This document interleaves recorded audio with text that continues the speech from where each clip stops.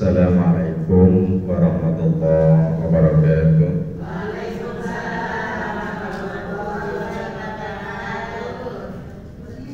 Alhamdulillahilladzi an'ama alaina bi ni'matil iman wal islam. Asyhadu an la ilaha illallah wal malikul a'lam wa asyhadu anna sayyidana wa nabiyyana Muhammadan abduhu wa rasuluhu alladzi la nabiyya ba'da. Allahumma salli wa sallim wa barik ala sayyidina Muhammadin wa ala alihi wa ashabihi ajma'in. Ayyuhal hadirun ittaqullaha haqqa tuqatih wa la tamutunna illa wa antum muslimun. Faqad qala Allah ta'ala fi kitabihil karim wa huwa asdaqul qailin. A'udzu billahi minasy syaithanir rajim. Bismillahirrahmanirrahim. Ya ayyuhalladzina amanu taqullaha haqqa tuqatih wa la tamutunna illa wa antum muslimun. Al-ayah wal ma'na wallahu a'lam bi muradihi. Amma ba'd. Hadirin masyarakat muslimin jamaah majelis taklim al-hikmah yang saya hormati dan mudah-mudahan dimuliakan oleh Allah Subhanahu wa taala. Puji syukur mari senantiasa kita panjatkan kehadirat Allah Azza wa Jalla, Zat yang senantiasa melimpahkan berbagai macam kenikmatan-kenikmatannya kepada kita, terutama kenikmatan keimanan, keislaman dan kesehatan yang alhamdulillah sampai saat ini masih kita rasakan kenikmatannya. Salawat dan salam semoga tercurah kepada junjungan kita baginda yang mulia Rasulullah Muhammad sallallahu alaihi wasallam, para keluarga, para sahabat dan para pengikutnya, termasuk kita yang hadir di tempat yang berbahagia ini. Amin amin ya Allah ya rabbal alamin. Ibu-ibu hadirin sekalian yang saya hormati dan mudah-mudahan dimuliakan oleh Allah. Ini ada berapa ekor ini? Masya Allah, hujan kali ini. Iya. Masya Allah. Iya, insya Allah itu ya. Kita dipenuhi oleh malaikat rahmat terutama ya. Amin ya Allah ya rabbal alamin. Ibu-ibu hadirin sekalian yang saya hormati dan mudah-mudahan dimuliakan oleh Allah. Kita langsung saja dalam kesempatan yang berbahagia ini saya ingin mengangkat tema tentang 10 hal pembatal keislaman kita. Apa artinya? Berarti keislaman kita bisa batal kalau kita melakukan 10 hal ini. Itu maknanya. Ini saya ambil dari kitab Qaulul Mufid fi Aqidatit Tauhid. Ada 10 pembatal keislaman dalam kehidupan kita. Kalau kita lakukan ini maka keislaman kita musnah di hadapan Allah Subhanahu wa ta'ala. Na'udzubillah summa na'udzubillah min dzalik. Karena sebagaimana yang kita pahami Ibu, kenikmatan yang paling besar yang Allah berikan kepada kita adalah kenikmatan hidayah. Betul Bu? Iya ya, hari ngajinya semitan Mas ya. Alhamdulillah. Ya Allah. Dan kenikmatan yang paling tinggi yang kita rasakan yang Allah berikan kepada kita adalah nikmat hidayah. Nikmat hidayah tersebut adalah kenikmatannya kita, ditakdirkannya kita, ditentukannya kita oleh Allah Subhanahu wa ta'ala untuk memeluk agama Islam. Karena kan tidak sedikit sejarah sudah membuktikan. Padahal kalau dihitung-hitung kita ini siapanya Rasulullah, ya Bu? Waduh, nggak ada bau sendok-sendok acan katanya. Apa artinya? Memang tidak ada garis kita kepada Rasulullah. Padahal yang namanya Abu Jahal, yang namanya Abu Lahab itu adalah pamannya Rasulullah Muhammad Sallallahu Alaihi Wasallam. Tetapi ketika Allah tidak membukakan pintu hidayah, walaupun hidupnya bersama Rasulullah, tetap saja tidak mendapat hidayah dari Allah Subhanahu wa ta'ala. Nah, kita sudah Allah takdirkan, kita sudah dibukakan pintu hidayah untuk memeluk agama Islam. Mudah-mudahan keislaman kita terbawa sampai kita meninggal dunia, sampai malakal maut menjemput kita. Amin ya Allah ya Rabbal alamin. Lanjut gak? Lanjut. Iya. Jadi ini mah perasaan malah lagi di rumah di sana kalau segini. Masya Allah. Iya. Nah, lalu muncul bagi kita, kan Allah sudah memberikan kenikmatan hidayah tersebut, puncak kenikmatan segala nikmat Allah sudah berikan kepada kita. Lalu apa tugas kita terhadap kenikmatan iman Islam itu? Di mana-mana Allah menurunkan kenikmatan, maka kita berkewajiban untuk mensyukuri kenikmatan tersebut, yakni kenikmatan keimanan dan keislaman tersebut. Tugas pertama kita adalah mensyukurinya. Yang keduanya adalah menjaga diri, keluarga dan anak-anak serta keturunan kita untuk terbawanya Islam sampai mati nanti di akhir hayat kehidupan kita. Makanya kan kenapa Bu kalau orang mati suka dibacakan la ilaha illallah nong la ilaha illallah nong, kenapa itu namanya? Itu kan talqin kan ya. Talqin ya. Lakinu mautakum la ilaha illallah. Bacakan orang yang mau meninggal itu dengan kalimat la ilaha illallah. Kenapa? Agar kalimat tauhidnya itu terbawa. Kenapa sih Pak Haji Ujang kalau orang kebawa la ilaha illallah sampai meninggal dunia, insya Allah suatu ketika akan diangkat oleh Allah. Amin ya Allah ya Rabbal alamin. Kalaupun dia berdosa setinggi gunung, kalau dia membawa keimanan dan keislaman kepada Allah, insya Allah setelah disiksa dulu oleh Allah, dibersihkan dulu oleh Allah, suatu ketika nanti akan diangkat oleh Allah Subhanahu wa ta'ala ke dalam surga. Amin ya Allah ya Rabbal alamin. Lain kalau mereka tidak terbawa keimanan dan keislaman, sehingga diupayakan kata Allah dalam Al-Quran, lakinu mautakum la ilaha illallah. Talqinkan, bacakan, paksa dia untuk mengucapkan kalimat la ilaha illallah Muhammadur Rasulullah. Apa artinya? Agar dia mati dalam keadaan iman dan Islam. Amin ya Allah ya Rabbal alamin. Nah, ini pun sudah diwasiatkan oleh Allah, diingatkan oleh Allah. Diingatkannya bagaimana Pak Jujang? Diingatkan oleh Allah dalam Quran surat Ali Imran ayat yang ke-102. Tadi kita mungkin sudah hafal semuanya juga. Ya ayyuhalladzina amanu taqullaha haqqa tuqatihi wa la tamutunna illa wa antum muslimun. Jelas Bu ya? Allah itu sangat Maha Rahman dan Maha Rahim. Enggak mau Allah itu menyiksa umatnya, mensiksa hambanya, sehingga Allah peringatkan dalam Al-Quran, ya ayyuhalladzina amanu taqullah, wahai orang-orang yang beriman. Hitobnya langsung amanu, orang yang beriman ya. Ittaqullah, bertakwa kamu kepada Allah, wal haqqa tuqatih, dengan sebenar-benarnya, wala tamutunna illa wa antum muslimun, dan jangan kamu mati sebelum betul-betul kamu beragama Islam. Apa artinya? Karena keislaman kita adalah karcis, tiket. Ya minimal kita sudah punya tuh waiting listnya, tabungannya, tinggal nunggu waktunya saja nanti berangkat. Kalau kita mati dalam keadaan iman dan Islam, tiketnya sudah ada, tinggal nunggu pemberangkatan. Apa artinya? Tinggal nunggu diangkat oleh Allah ke dalam surga. Yang penting keimanan kita terbawa ketika kita meninggal dunia. Ke rumah jenazah ketika ngajina kieu cenah sepi sia. Tapi enggak ini ya, nanti akan kita bahas ke sana.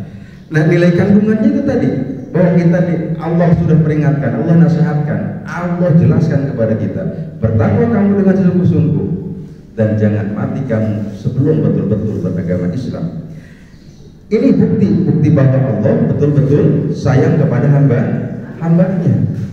Ustaz, apa betul orang yang beragama Islam itu akan mendapatkan surga? Insya Allah, walaupun dia berdosa.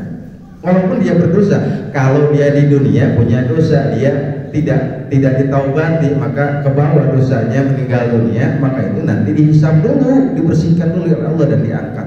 Yang penting keimanan dan keislamannya ke bawah. Ini dijelaskan dalam Quran surat At-Taubah juga ayat yang ke-72-nya, wa'adallahul mu'minina wal mu'minat jannatin tajri min tahtihal anhar khalidina fiha. Jelas. Orang-orang yang beriman dan beragama Islam, baik laki-laki ataupun perempuan, yang keimanan dan keislamannya terbawa sampai meninggal, sampai ke akhirat, maka Allah sudah siapkan jannatin tajri min tahtihal anhar, surganya Allah Subhanahu wa ta'ala yang di bawahnya mengalir sungai-sungai yang sangat indah. Ini sudah Allah gambarkan di sana maknanya, ya. Jelas orang yang beriman akan Allah masukkan ke dalam surganya Allah. Yang penting keimanan dan keislamannya terbawa sampai dia meninggal dunia, ya. Sehingga ibu, begitu pentingnya tentang menjaga keimanan dan keislaman ini. Para nabi dan rasul zaman dahulu wasiat kepada anak dan keturunannya itu, kalau kita kan kadang-kadang surah umur 70 tahun adalah anak sebagai memang keren amat ya gitu, kadang-kadang kita mah ya Allah lamun kita wis lake premen kan, ya Allah si orang mangan sih. Padahal sudah diingatkan Nabi Ibrahim itu ketika berwasiat kepada anaknya bukan matakulu mim ba'dihi, bukan apa yang akan kau makan kalau bapak sudah tidak ada. Jangan khawatir, ada Allah.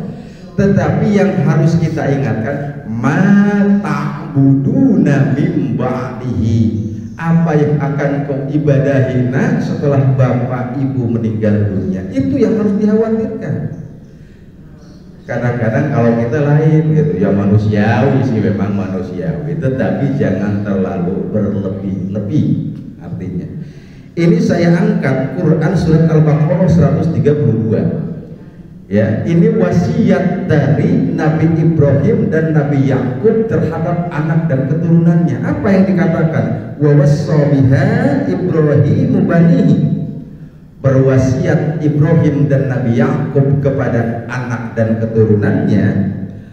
Wa Yaquba ya baniya, wahai anak-anakku, innallaha astafa lakumuddin, sesungguhnya Allah telah memilih agama ini untukmu wahai anakku. Apa artinya? Islam itu sudah, ya, upala tamutunna illa wa antum muslimun. Lagi-lagi dikatakan, dan jangan kamu mati sebelum betul-betul beragama Islam. Ini Nabi Yakub dan Nabi Ibrahim alaihissalam berwasiat kepada anaknya seperti itu. Ada lagi dalam Quran surat, di sini dikatakan surat Yusuf ayat 101 ibu. Ini ketika Nabi Yusuf, kenal nggak Nabi Yusuf? Kenal ya, dengar ya, kenal ya. Iya, Nabi Yusuf itu orang yang paling ganteng. Iya, Nabi Yusuf itu ganteng, sugih, pejabat. Itu Nabi Yusuf. Kalau yang memang nama jemaat Yusuf itu mantap pokoknya, ya. Kan gini, Nabi Yusuf ganteng, Siti Fatimah cantik, Nabi Sulaiman kaya, Nabi Ayub rumaban, ya. Iya betul, Nabi Ayub rumaban, lalu kemudian Nabi Ibrahim anak dan keturunannya soleh, lalu kemudian Nabi Nuh istrinya tidak soleh. Maka nanti itu akan menjadi dalil dari Allah terhadap umat manusia.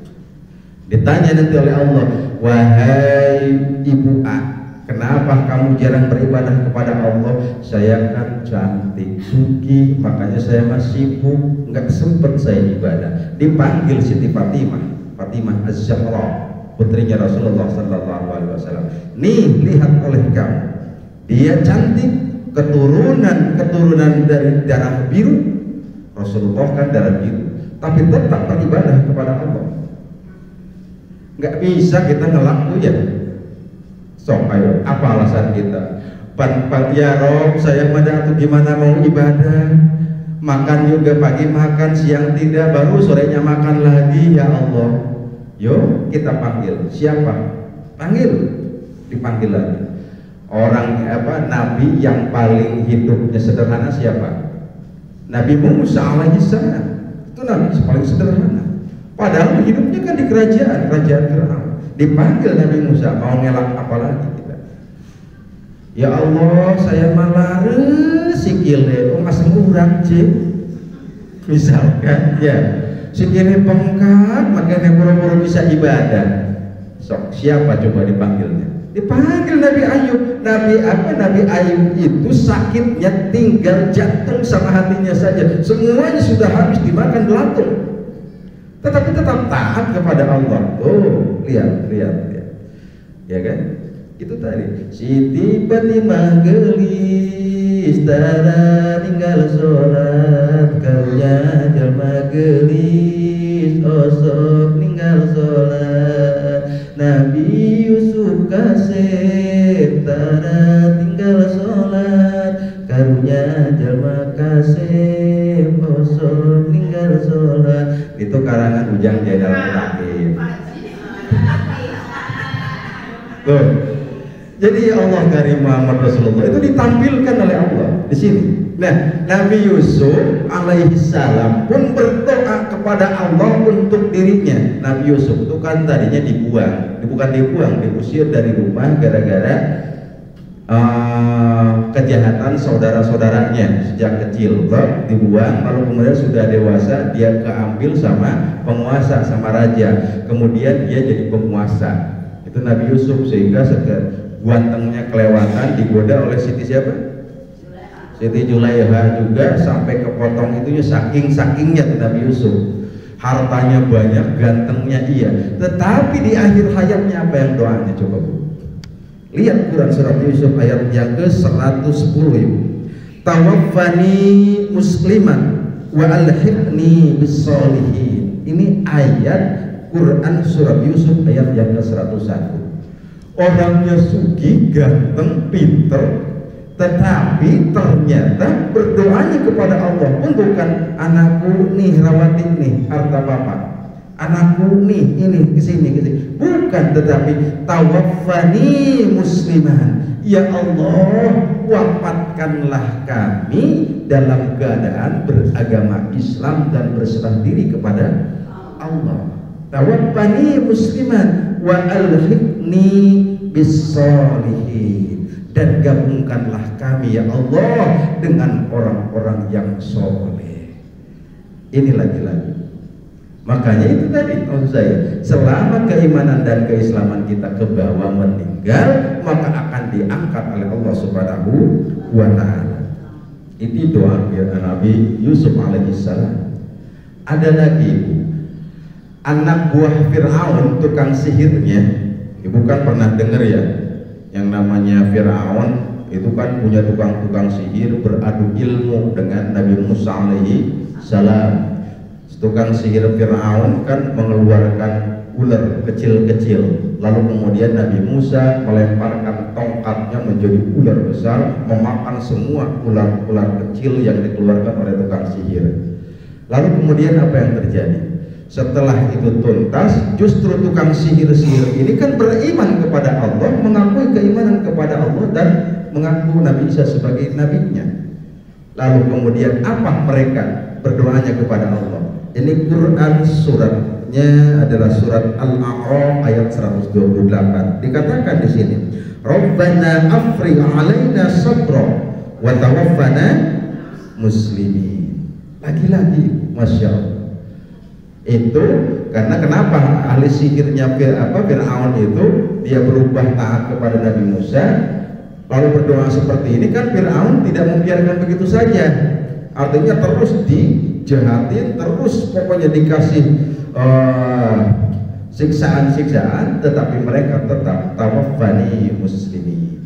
Nah, maksud saya, apapun dosa manusia yang dilaksanakan di dunia, kalau dia sudah taubat kepada Allah, maka bersih, masuk dia ke alam akhir, maka insya Allah dia tanpa hisab di hadapan Allah. Kalau orang yang hidup di dunia dia berdosa lalu terlewatkan, tidak tertaubati, selama itu masih menganut agama Islam dan ke bawah meninggal keislamannya, maka insya Allah setelah disiksa dulu nanti dia akan diangkat oleh Allah Subhanahu wa ta'ala. Alhamdulillah untuk Haji Ujang, kalau begitu mah saya berdosa juga, tapi jangan senang dulu. Yang namanya siksa Allah itu kan pedih dan dahsyatnya. Malah kan dikatakan dalam sebuah riwayat, satu harinya di alam akhir itu umpama 500 tahun di dunia. Ya, satu hari di sana. Bahkan ada riwayat lagi setengah harinya di akhirat adalah 500 tahunnya di dunia. Masya Allah. Apa artinya? Yuk ikhtiar kita, ikhtiar dan hati-hati kita. Keislaman kita, anak-anak kita, suami kita, menantu kita, dzurriyyat kita harus kita pelihara sehingga masuk dalam kategori tadi wala tamutunna illa wa antum muslimun. Mudah-mudahan Allah mewafatkan kita dalam keadaan betul-betul beragama Islam dan berpasrah diri kepada Allah Subhanahu wa ta'ala. Tetapi dalam praktek kehidupan kita, keislaman kita itu bisa batal, bisa hilang keislaman kita. Dengan apa? Di sini dikatakan dalam kitab Qaulul Mufid fi Adillatit Tauhid, ada 10 hal yang bisa membatalkan keislaman kita sehingga kita mati dalam keadaan musyrik. Na'udzubillah summa na'udzubillahi min dzalik, sehingga kita mati dalam keadaan tidak beragama Islam. Kenapa? Karena kita melakukan hal-hal yang termasuk yang membatalkan keislaman kita ini. Dalam kitab tersebut dikatakan, "I'lam anna min a'dhamin nawaqidil Islam asyaratun."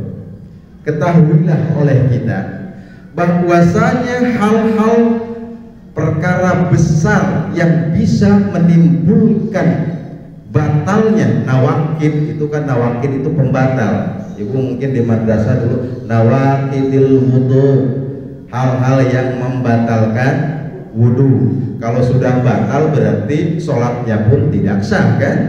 Ya kan? Nawakidil wudu, lagi punya wudu just aja keluar angin ribut misalkan. Ya, karena walaupun kecil itu kadang-kadang bisa jadi ribut gitu, makanya angin ribut gitu. Iya, Masya Allah. Iya, kadang-kadang ini kalau udah bicara angin ribut itu ingat dari kuliah, dari rambutan ke Ciputat ada ribut-ribut, wow gitu ya, bawa angin ribut karena kondektur yang buang gas belum bayar katanya. Makanya saya mah udah, padahal dia ketahuan gitu. Insya Allah hati-hati.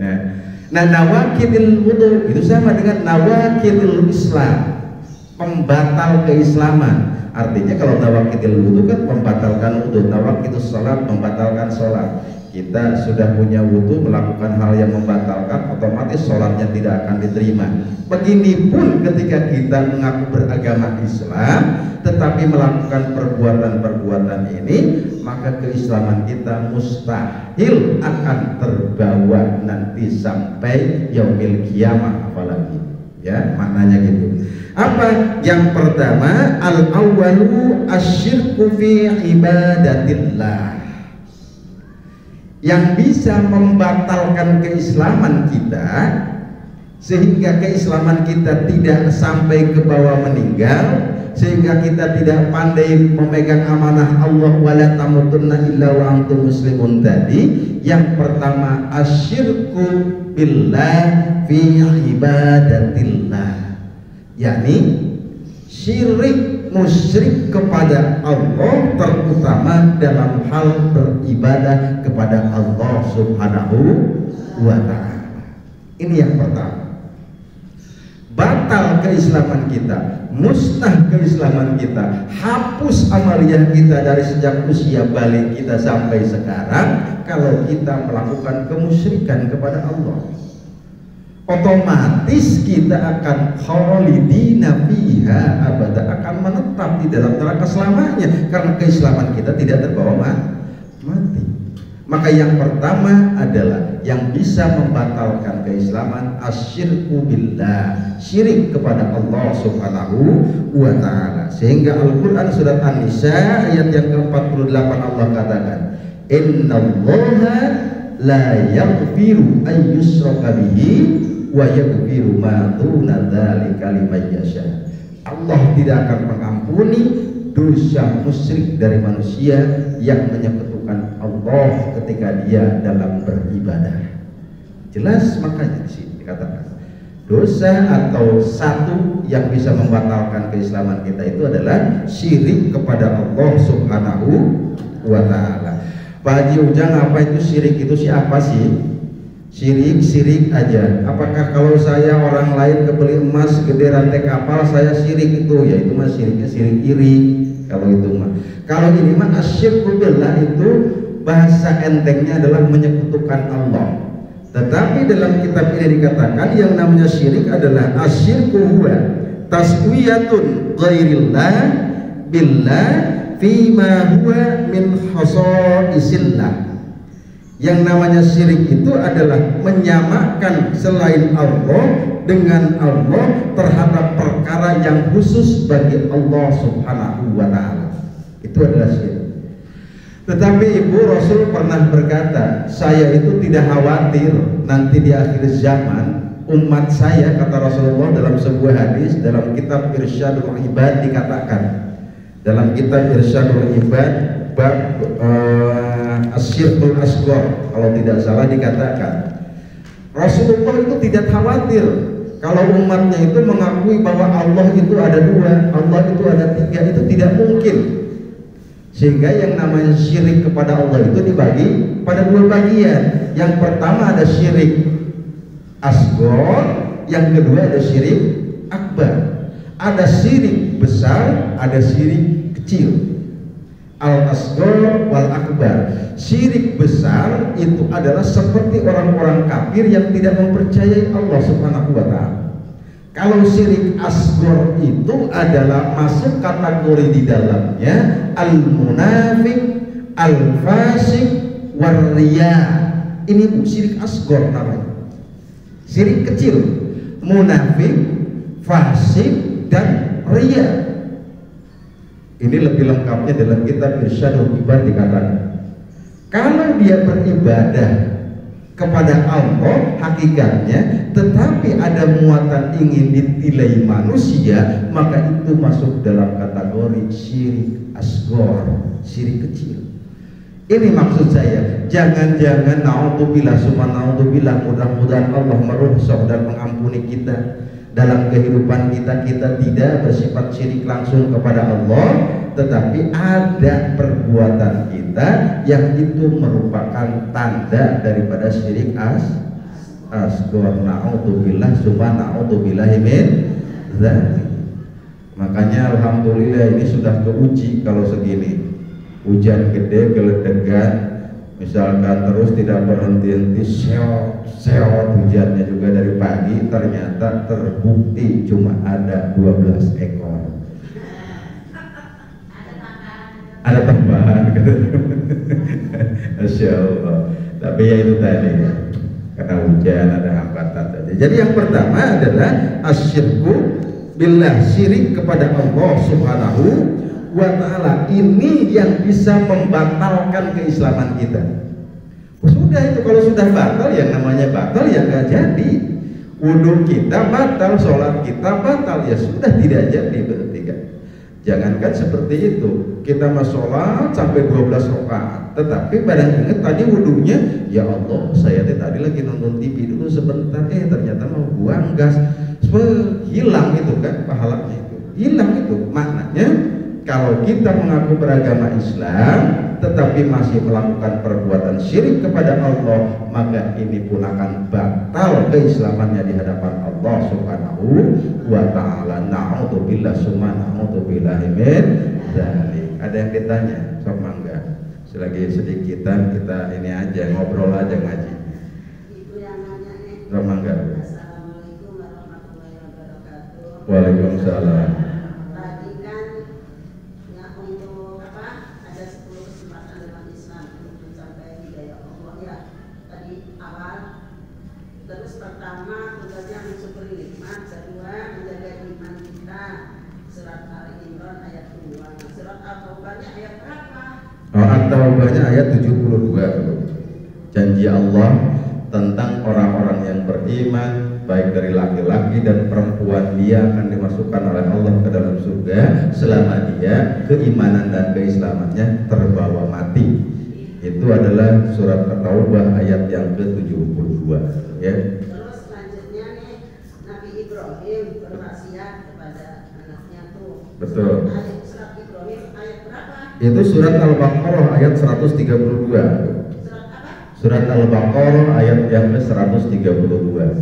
Wa wassa biha Ibrahimu banihi wa Yaqub ya baniya innallaha astafa lakumuddin fala tamutunna illa wa antum muslimun.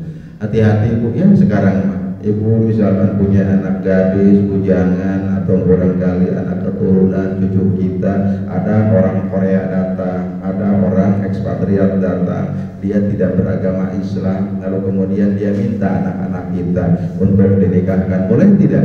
Boleh, yang penting dia beragama Islam dulu. Kalau dia tidak Islam, kita meninggalkan anak-anak kita dalam keadaan kafir kepada Allah, maka akan dimintai pertanggungjawaban oleh Allah Subhanahu wa ta'ala. Na'udzubillah.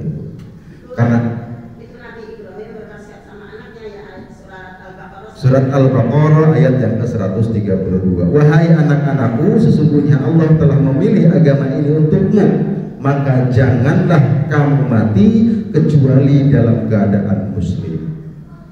Jelas konteks kalimatnya, Masya Allah. Kadang-kadang hati-hati betul ini maknanya bagi kita. Kenapa? Itu tadi tiket kalau kita sudah beragama Islam, insya Allah. Bahkan saya pernah ngobrol Ibu sama pengurus masyarakat Protestan Cilegon. Begini ngobrolnya itu, Bu, kan Pak Ujangnya di sini. Halo. Pojok ya, saya pernah ngobrol begini, ngobrolnya itu, Pak Ujang katanya, Bapak sholat? Ya sholat, saya juga sholat beribadah. Lalu berarti kita sama-sama masuk surga? Saya bilang enggak Pak, kalau saya masuk Islam, Bapak tidak akan masuk. Tetapi kalau Bapak masuk ke dalam surga, saya pasti masuk. Kalau saya masuk ke dalam surga, Bapak tidak akan masuk. Itu bedanya. Kenapa? Kalau mereka kan percaya nggak ke Nabi Muhammad? Tidak. Kalau kita percaya nggak ke Nabi Isa?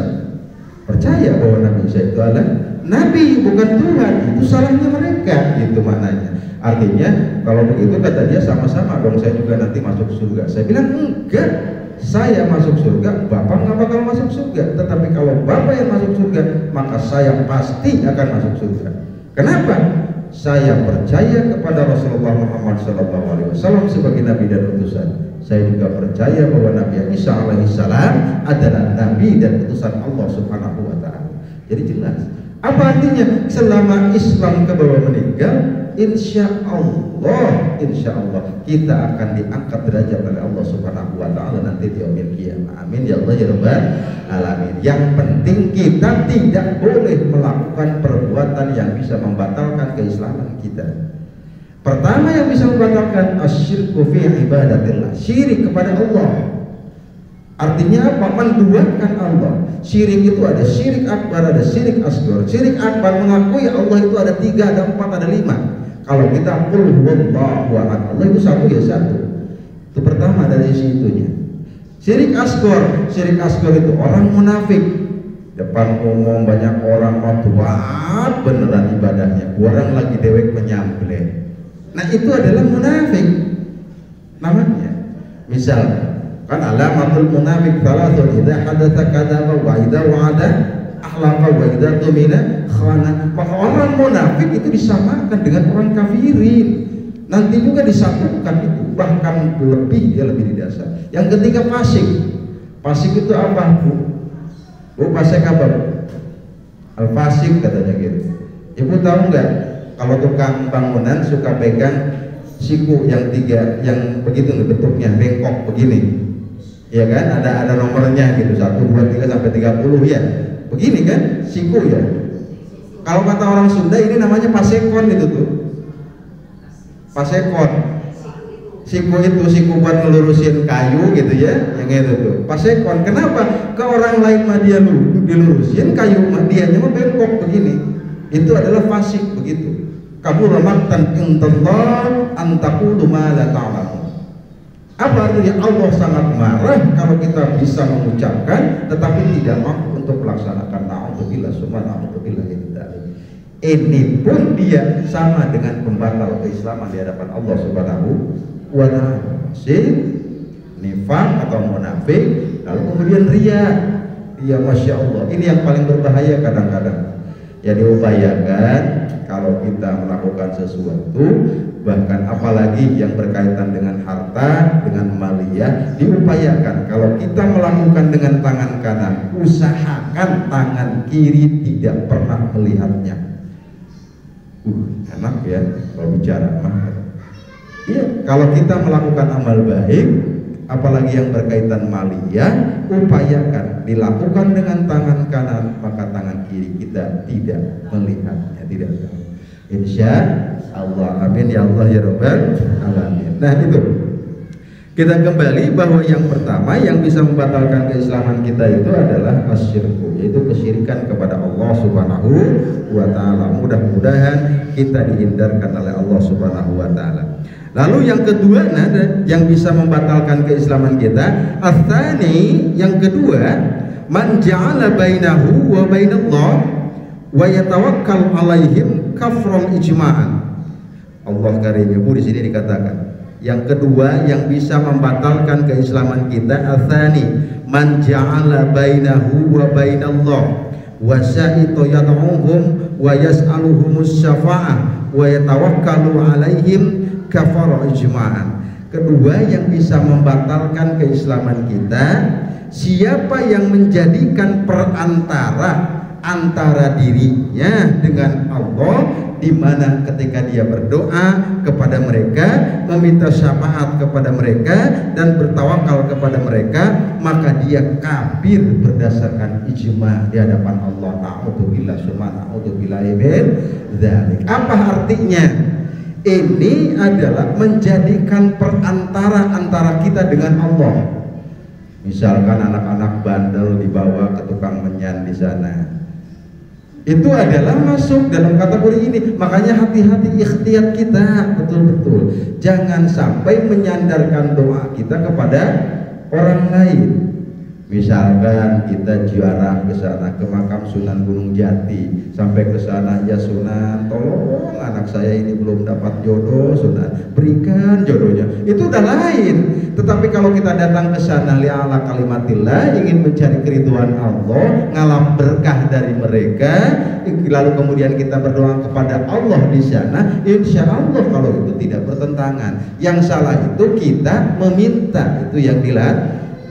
Yang kedua yang bisa membatalkan keislaman kita itu adalah menjadikan perantaraan doa kita kepada orang lain, mendatangi dukun, mendatangi tukang apakah yang namanya ini nih biar tidak hujan tuh pawang. Itu sebetulnya dalam Islam tidak diperbolehkan, itu akan membatalkan keislamannya. Ustadz yang benar sih silakan buka kitabnya ya, Qaulul Mubin fi Adillatit Tauhid, kitabnya Masya Allah. Na'udzubillah summa na'udzubillah min dzalik. Ini yang kedua ya, yang kedua. Yang ketiga yang bisa membatalkan keislaman kita itu adalah at-talisu, yang ketiganya, malam yukaffiril musyrikina aw syakka fi kufrihim aw sahaha madzhabahum kafara. Asalisu yang ketiganya ibu yang bisa membatalkan keislaman kita, malam yukaffiril musyrikin. Kita tidak menganggap orang-orang di luar Islam itu bukan kafir. Paham nggak Bu? Bu? Belum paham ya? Misalkan ada orang kafir tapi dia mau baik, aduh dia mau ada kafir juga baik atau tidak apa-apalah, katanya masuk ke masjid, sedekah di masjid juga, ya tetap aja tidak boleh. Nah di etikat kita itu tetap dia kafir. Jangan sampai ulah nggak apa-apa, insya Allah mudah-mudahan dia misalkan dimasukkan surga oleh Allah. Jangan itu kita sampai berdoa seperti itu. Nah itu mah tertarik kita misalkan sampai mengatakan dia mah baik, insya Allah nanti juga dapat rahmat nanti di akhiratnya oleh Allah. Na'udzubillah. Karena di sini katakan malam yukaffir musyrikin, tidak meyakini bahwa dia itu musyrik. Artinya apa? Mungkin kalau ibu-ibu kan tidak mungkin, tapi anak dan keturunan kita, mantu-mantu kita, dia berinteraksi dengan orang-orang di luar non-Islam kan? Dia harus meyakini bahwa dia ya orang kafir, ya kafir. Tetapi itu dalam kehidupan masyarakat saja. Kalau dalam beribadah, lana amaluna walakum amalukum. Amal saya buat saya, amal dia pun buat dia. Sok mangga yang mau ditanya, aku takut ngantuk. Nggih katuran kula kayak ngertos sih, tapi lamun ngomong paten gua. Nggih katuran. Waalaikumsalam.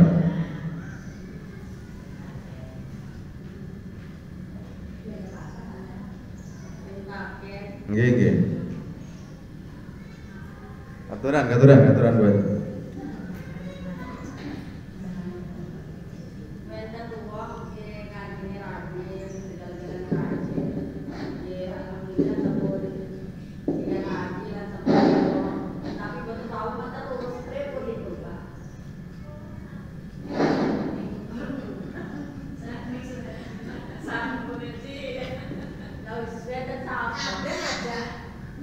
Ada orang yang ngajinya rajin,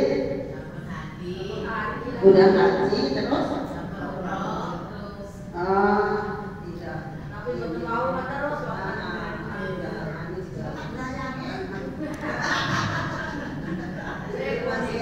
masih ribut aja sama tetangga kawauan. Oh, dengan tetangga kawauan. Begini, Allah akan melaknat manusia. Bu, Allah akan melaknat manusia. Bahkan Allah katakan, innallaha yanzuru ila ummati birrahmah. Allah akan memandang manusia atau umatnya Rasulullah, hambanya Allah subhanahu wa ta'ala, penuh dengan rahmat. Illal arba'ah, kecuali 4 golongan manusia. Siapa mereka? Yang pertama mudmin khamrin, orang yang meminum arak. Yang kedua waqati'ur rahimah, orang yang suka memutus tali silaturahmi. Yang ketiga wa musyakhinun, orang yang tidak berbicara dengan tetangganya selama 3 hari 3 malam. Yang keempatnya wa'aquli walidayhi, orang yang berdosa kepada kedua orang tuanya. 4 golongan manusia ini tidak akan dirahmati oleh Allah subhanahu wa ta'ala. Jelas ya? Nah yang tadi kita katakan, yang pertama siapa? Waqati'ur rahimah, orang yang memutus tali silaturahmi. Itu pasti dia tidak akan dirahmati oleh Allah subhanahu wa ta'ala. Ustaz, bagaimana orang yang memutus tali silaturahmi itu? Misalkan dia tidak punya hambatan, dia tidak punya halangan, ya, lalu kemudian dia tidak berusaha untuk menyambungkan tali silaturahmi itu, maka ini masuk dalam kategori qati'ur rahimah. Atau dia punya permasalahan dengan tetangganya, entah karena masalah selokan, entah karena masalah ribut dari anak-anak lah, biasa itu kan di kampung begitu. kadang-kadang jadi gede masalahnya misalkan. Sudah seperti itu ya, lalu kemudian si yang melakukan kejahatan terhadap dirinya minta maaf tetapi dia tidak mau memaafkan, maka itu masuk dalam kategori qati'ur rahim, orang yang memutus tali silaturahmi. Lalu kemudian yang berikutnya ada lagi wa musyahinun. Musyahinun itu adalah orang yang tidak berbicara dengan orang lain atau baik dengan tetangga, orang tua, saudara, dengan siapapun selama 3 hari 3 malam. Ustadz berat amat, dong saya kan jauh, dia rumahnya di sana, saya di sini, nggak pernah saya ngomong 3 hari sekali misalkan. Bukan yang seperti itu. Kalau ada permasalahan, misalkan dia tidak berbicaranya itu gara-gara bertengkar. Kalau tidak ada pertengkaran kan tidak jadi persoalan, tidak masuk ke dalam kategori musyahinun. Ya, kalau biasa mah misalkan dia sudah segala-gala dia sudah, tetapi orang laluhan mah tetap begitu gitu ya. Dia punya masalah nggak dengan tetangganya? Kalau tidak ada masalah dengan tetangganya, maka itu tidak termasuk dalam kategori musyahinun karena masing-masing berjalan pada garis syariah. Gitu Bu ya. Tetapi paling-paling kan nanti ada hukum sosial saja. Hukum sosial itu gimana sih Ustaz? Allah katakan manusia akan dibalas oleh Allah Subhanahu wa ta'ala sesuai dengan amal perbuatan yang dia lakukan. Makanya mustahil kalau orang tua yang berbuat dosa anak yang menanggung, tidak ada seperti itu. Maksudnya bagaimana? Misalkan ini kita dalam konteks kehidupan rumah tangga di masyarakat, misalkan si A-nya ini dia tidak pernah menyolatkan jenazah orang yang meninggal, maka otomatis nanti pun dia, kata Allah, pasti ketika dia meninggal pun akan diperlakukan seperti itu. Itu saja hukum sosialnya maksudnya Bu ya. Jadi tidak jadi persoalan selama memang tidak ada pertengkaran. Artinya itu masih bersama-sama dalam syariat Islam, tidak jadi persoalan. Kecuali kalau sudah ada persoalan pertengkaran antara tetangga dengan apa, dia tidak berbicara 3 hari, maka itu sudah masuk dalam kategori orang yang tidak dirahmati oleh Allah Subhanahu wa ta'ala, karena masuk dalam kategori musyakhilun, orang yang tidak berbicara 3 hari dengan tetangganya karena pertengkaran, maka dia tidak akan dirahmati oleh Allah Subhanahu wa ta'ala. Atau alhamdulillah Pak Haji Ujang, kalau begitu mah, kalau Allah tidak merahmati kan malaikat tidak masuk ke rumah juga. Iya benar, tapi kalau malaikat rahmat doang yang tidak masuk, kalau malaikat Ijrail mah tetap aja masuk Ibu. Iya. Lanjut Bu ya. Udah. Masih ada nggak? Ini baru aja yang kedua ya. Masih ada ya. Yang berikutnya Ibu, ya tadi yang pertama dia kafir kepada Allah, syirik kepada Allah. Yang kedua dia menjadikan perantara doanya kepada orang lain yang tidak sesuai dengan syariat.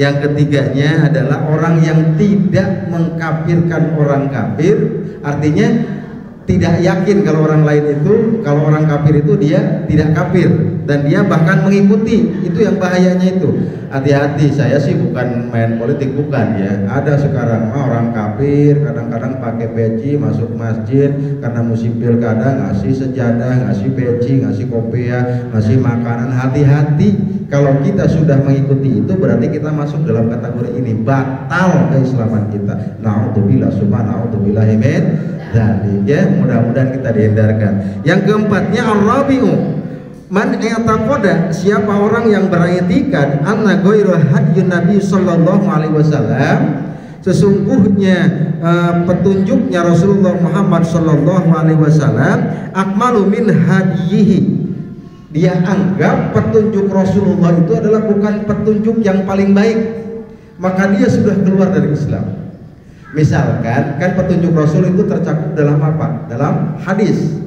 Dia tidak mempercayai hadis.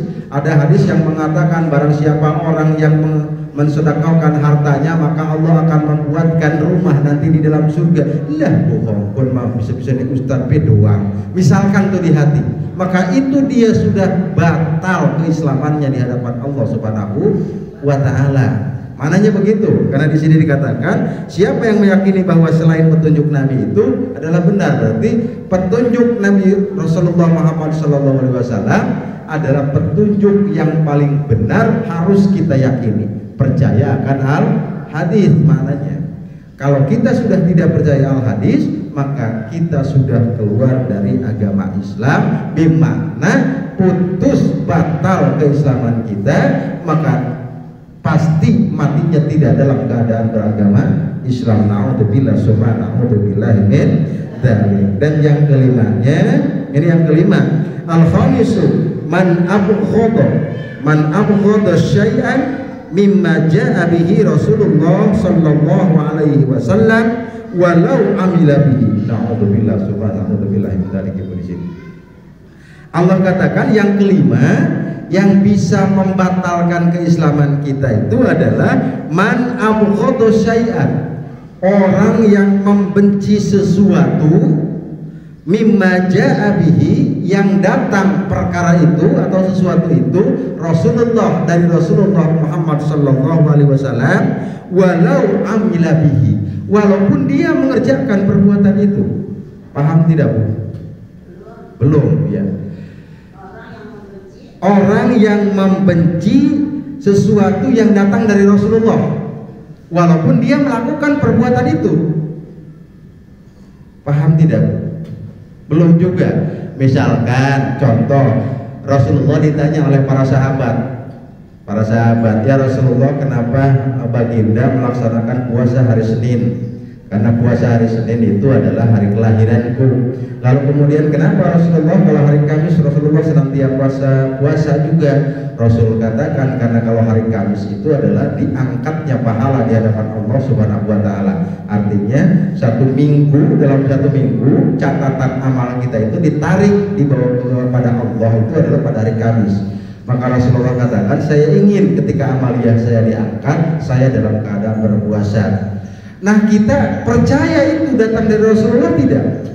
Kalau percaya berarti keislaman kita bagus. Tetapi ketika mengatakan masa sih Rasul itu puasa Senin Kemis, tetapi yang bersangkutan padahal berpuasa Senin Kemis, puasa terus, tetapi mencela apa yang dilakukan oleh Rasulullah, itu pun batal keislamannya. Paham Bu? Ya? Iya, pembatal keislamannya. Hati-hati makanya. Masya Allah. Ini maksud saya, kita harus berikhtiar, berhati-hati dalam kehidupan kita. Melakukan amaliyah, yakini, pertamanya yakin bahwa ini adalah ajaran agama, ini bersumber dari Al-Quran, ini dicontohkan oleh Rasulullah Sallallahu Alaihi Wasallam. Wa ma atakumur rasul fahuduhu wa ma nahakum anhu fantahu. Apa yang disampaikan oleh Rasul, ambil, jalankan. Apa yang dicegah oleh Rasulullah, cegah dan jauhi serta hindarkan. Maka insya Allah keislaman kita akan terbawa mati. Kalau keislaman kita sudah terbawa mati, insya Allah kita akan diangkat oleh Allah, walaupun nanti setelah melalui proses penghisaban di hadapan Allah Subhanahu wa ta'ala. Itu diantaranya. Al-khamis, yang kelima, kita meyakini bahwa apa yang dilakukan oleh Rasulullah adalah sebuah kebenaran. Yakin, kita itu harus yakin. Maknanya, kalau tidak yakin apa yang dibawa oleh Rasulullah, maka hapus kita. Ini kadang-kadang kalau yang muda-muda itu berbahaya, kadang-kadang yang muda-muda. Ya, apa artinya? Terutama dalam proses pernikahan. Panjang nanti kita ceritanya di tempat yang lain. Ini sudah 10 gitu Ibu. Kayaknya mah udah pada lemes ya. Masih lama. Masya Allah. Kita tuntaskan sampai 10 hal ini aja dulu ya. Boleh tidak? Kalau nggak boleh saya mah lebih enak pulang aja langsung. Ini al-khamisu, yang kelimanya itu tadi, yaitu man abghadha syai'an, siapa yang membenci sesuatu, mimma ja'a bihi Rasulullah sallallahu alaihi wasallam, yang dibawa oleh Rasulullah sallallahu alaihi wasallam, walau amila bihi, walaupun dia mengerjakannya. Ini kadang-kadang berarti kalau begitu mah mengerjakan tapi ngedumel. Itu maknanya ya, begitu ya Bu ya. Mengerjain, ini mah kayak orang di madu, maaf. Iya benar itu. Ini mah kayak orang di madu. Udah gimana katanya ini mah sudah syariatnya orang Rasulullah kok, katanya Rasulullah juga seperti itu. Yakin kan dia itu datang dari Rasulullah, tapi dalam prakteknya ngedumel. Ini batal kalau kita tarik ke dalam sini, ini keislamannya. Meyakini bahwa itu dicontohkan dari Rasul tetapi ngedumel. Kalau tidak sama sekali pokoknya mah. Itu maknanya. Jangan sampai kita masuk dalam kategori ini. Yang keenamnya Ibu, as-sadisu, hal yang akan membatalkan keislaman kita itu adalah manistahza'a bisyai'in min dinillah aw thawabihi aw iqabihi. Masya Allah Ibu, ini kita sudah jelas di sini dikatakan. Yang keenam yang bisa membatalkan keislaman kita itu adalah siapa yang mengolok-olok agama Allah Subhanahu wa taala, baik itu dari ibadah ataupun pahala dari ibadah. Masya Allah Bu, ya. Awtawabi, ikobihi, baik itu pahala ataupun siksa dari Allah. Bisa dipahami tidak? Belum. Begini, yang bisa membatalkan keislaman kita itu adalah mencandai, mengolok-olok misalkan, si ibu mah umur masih 30 wis ora gelem kawin maning. Itu misalkan, itu kan mengolok-olok ya, seperti itu.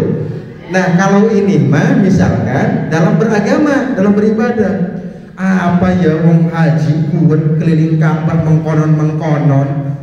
Nah, baik, itu maknanya mengolok-olok agama Allah. Paham ya? Wis beda picis aja umroh segala dah mendingan kena ning mall. Misalkan itu adalah mengolok-olok agama Allah. Kita mau orang percaya, masa sih baca Quran surat Yasin malam Jumat doang bisa terlepas dari siksanya Allah? Itu mengolok-olok itu. Nah, namanya. Maka kalau orang sudah berbicara seperti itu dia sudah batal keislamannya dalam kitab Al-Qaulul Mufid fi Adillatit Tauhid. Ya. Kadang-kadang kita tuh, kenapa sih ngaji mati. Oh, saban minggu aja pengajiannya mengkonon baik.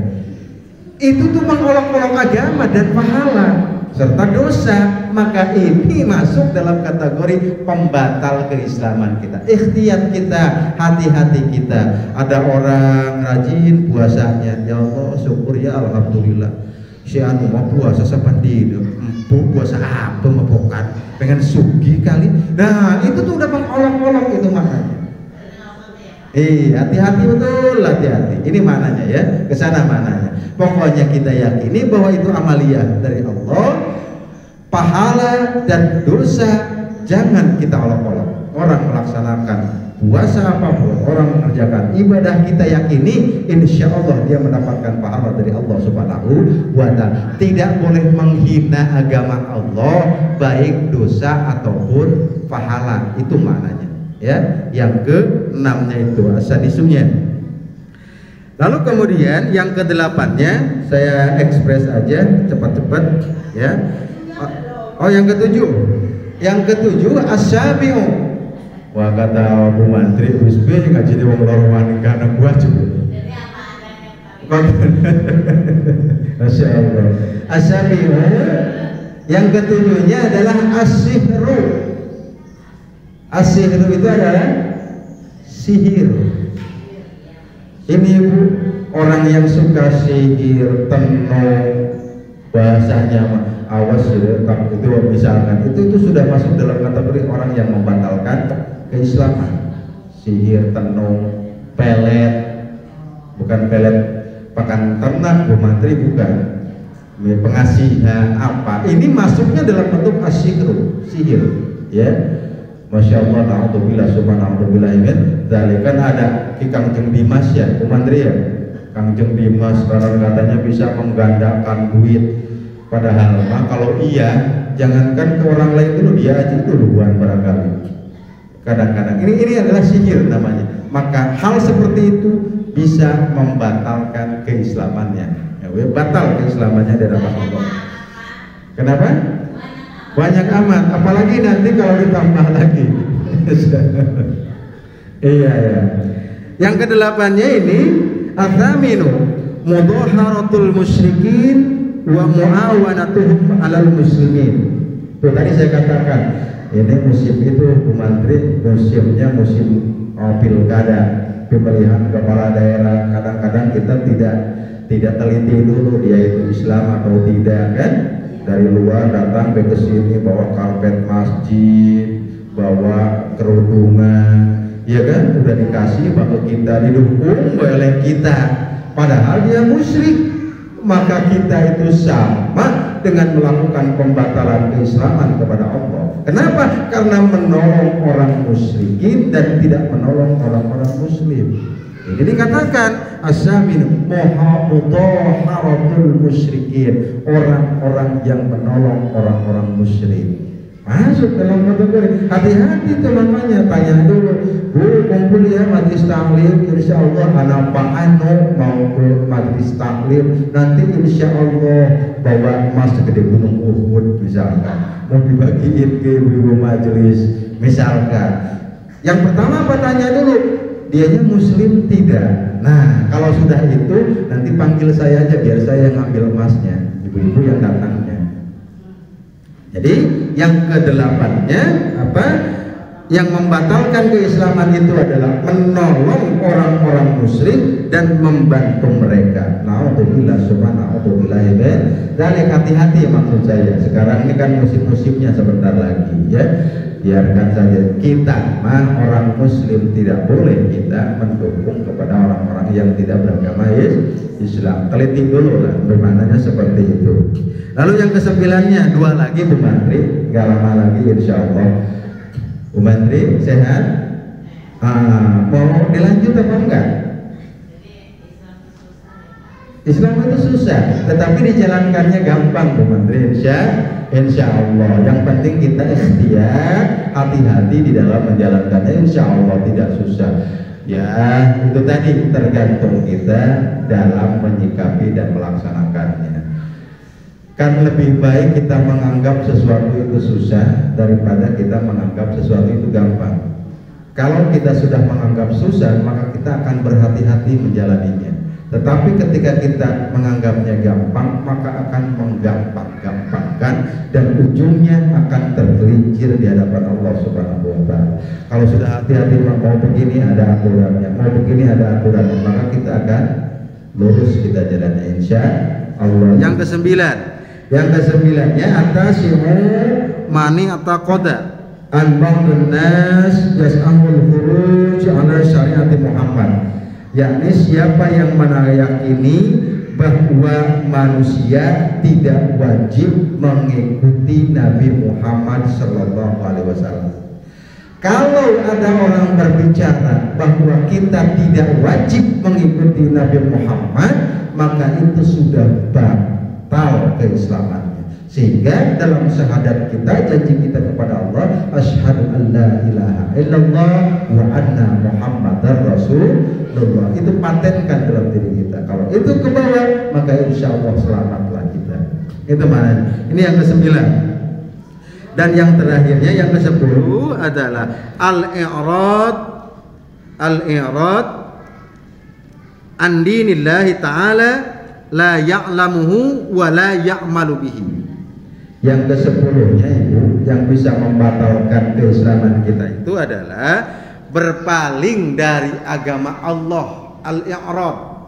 Al-i'rad itu berpaling dari agama Allah dengan tidak mempelajarinya dan tidak mengamalkannya. Jelas Bu Menteri ya? Jadi orang ya batal keislamannya kalau dia berpaling dari ajaran agama Allah, tidak mempelajarinya, juga tidak mengamalkannya. Ustadz, apa ajaran Allah? Ajaran Allah adalah Islam. Lalu Ustadz, apa sumber hukum ajaran Islam? Al-Quran dan Sunnah. Lalu Ustadz, bagaimana kalau kita dikatakan berpaling dari Al-Quran dan As-Sunnah? Berarti kita tidak mempelajari dan tidak mengamalkan Al-Quran dan As-Sunnah. Maka itu sudah batal keislamannya. Mengaku Islam, Quran dipegang tetapi tidak belajar. Mengaku Islam, di sini sudah masuk ajarannya, tetapi ajaran yang sudah masuk tidak diamalkannya, batal keislamannya. Bagaimana agar tetap kita utuh? Maka pelajari dan amalkan apa yang ada di dalam Al-Qur'anul Karim. Itu jelas. Artinya apa? Berpegang teguh kepada Al-Quran, pelajari Al-Quran, amalkan Al-Quran. Untuk bisa memahami Al-Quran secara baik, maka belajar juga hadis-hadis Rasulullah Muhammad Sallallahu Alaihi Wasallam. Kalau kita sudah memelihara 10 hal tadi, maka dalam kitab Qaulil Mufid itu tadi dikatakan insya Allah Islam kita akan ke bawah meninggal, sehingga kita memegang teguh nasihat Allah, ya ayyuhalladzina amanu taqullaha haqqa tuqatihi wa la tamutunna illa wa antum muslimun. Kalau iman kita dan keislaman kita ke bawah meninggal, insya Allah rahmat Allah akan diturunkan, dan sebesar apapun dosa kita, setelah melalui proses hisab dan siksa, kita akan diangkat oleh Allah ke dalam surga. Amin ya Allah ya Rabbal alamin. Mungkin itu saja barangkali yang dapat saya sampaikan. Mudah-mudahan bermanfaat untuk kita semua.